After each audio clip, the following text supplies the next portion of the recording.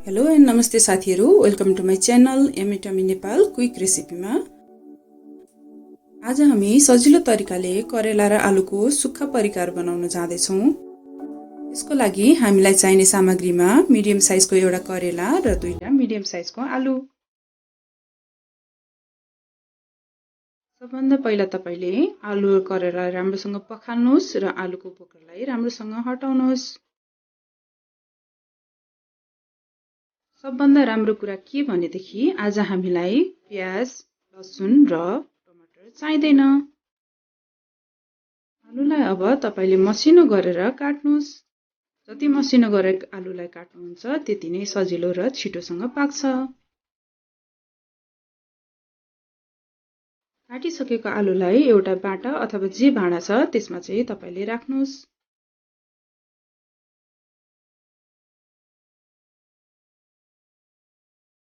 अब तपाईले करेलालाई बीचबाट काट्नुहोस् र दुई भाग लगाउनुहोस् र त्यसमा रहेको भित्रको बियाहरूलाई तपाईले निकाल्न सक्नुहुन्छ र करेलालाई पनि मसिनो गरेर काट्नुहोस्।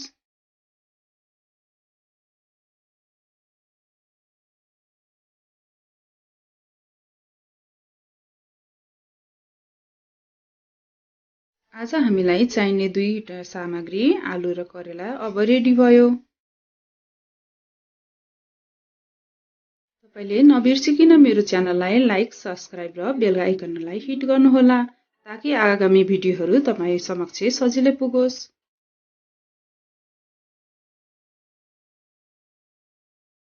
अब तपाईले एउटा प्यानलाई तताउनुहोस्। आगोको फ्लेम चाहिँ मिडियम नै राख्नुहोला। माथिबाट 4 देखि 5 चम्चा तेल हाल्नुहोस् र त्यसमा माथिबाट मेथी, जिरा र ज्वानो राख्नुहोस्। त्यसलाई हल्का रातो हुने बेलासम्म राम्रोसँग चलाउनुहोस्।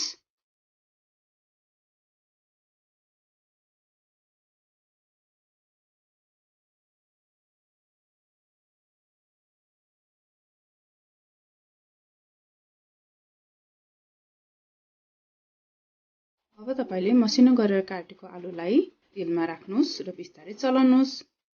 चलाइसकेपछि माथिबाट सानो चम्चाको 1/4 नुन जति राख्नुहोस् ताकि यो राम्रोसँग पाकोस्। तपाईको ग्यासको फ्लेम एकदमै कम राख्नुहोस् र यसलाई चलाइसकेपछि एकछिन 5 मिनेट छोप्दिनु होला।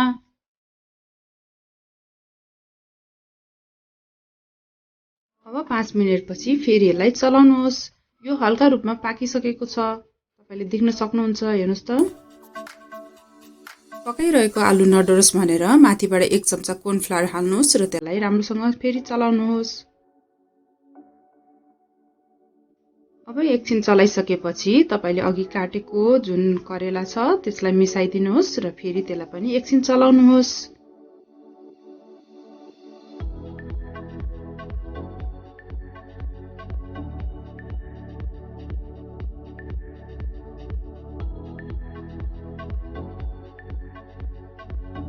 आलुमा करेला मिसाइसकेपछि 1 देखि 2 मिनेट चलाउनुहोस् र अघि जस्तै 1/4 नुन माथिबाट थप्नुहोस्। अब तपाईले आलु र करेला एकछिन चलाइसकेपछि हावा नछिर्ने गरेर प्यानलाई छोप्नुहोस् 6 देखि 9 मिनेटसम्म। यो आधी पाकिसकेको हुन्छ। तपाईले देख्न सक्नुहुन्छ यसलाई। हामीले ग्यासको फ्लेम सानो गरेर पकाए तापनि यो आलु र करेलालाई बिस्तारै बिस्तारै चलाइराख्नु पर्ने हुन्छ।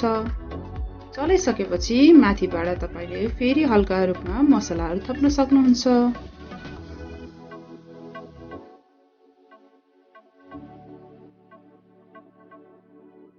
अब तपाईले माथिबाट 1/4 बेसार, 1/4 खुर्सानी र 1/4 जिरा र धनियाको धुलो राख्नुहोस् र त्यसलाई राम्रोसँग चलाइदिनुहोस्। फेरि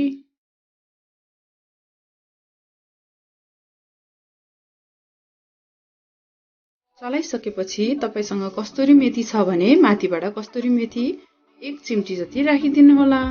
कस्तुरी मेथीले मिठोपन पनि गराउँछ र सुगन्धित पनि हुन्छ खानेकुराहरू। हामीले थपेको मसलाहरू राम्रोसँग पाकोस् भनेर यसलाई केही समय छोपेर राखिदिनु होला। छोपेर राखिसकेपछि फेरि यसलाई एकछिन पछि 5 देखि 7 मिनेटमा निकालेर चलाउनु होला ताकि मसला हाम्रो नडरोस्। अब हाम्रो सुक्खा रूपमा पकाएको आलु र करेलाको परिकार तयार भयो। एकदम सुगन्धित आइरहेको छ। हामीले ग्यासको फ्लेम कम गरेर नै पकाइरहेका छौं। यदि तपाईको आलु र करेला पाकेको छैन भने त्यसलाई अझै एकछिन पकाइदिनु होला। माथिबाट पानी हाल्नलाई जरुरत छैन। यदि मसला डढिसकेको छ भने हल्का पानी हालेर त्यसलाई छोप्न सक्नुहुन्छ। हामीले एकदमै कम तेल हालेर स्पाइसी र एकदमै मिठो गरेर तरकारी तयार गर्यौं। हेर्न सक्नुहुन्छ कति राम्रो देखिरहेको छ। तपाईलाई मेरो रेसिपी मन पर्यो भने अरूसँग नि शेयर गरिदिनु होला।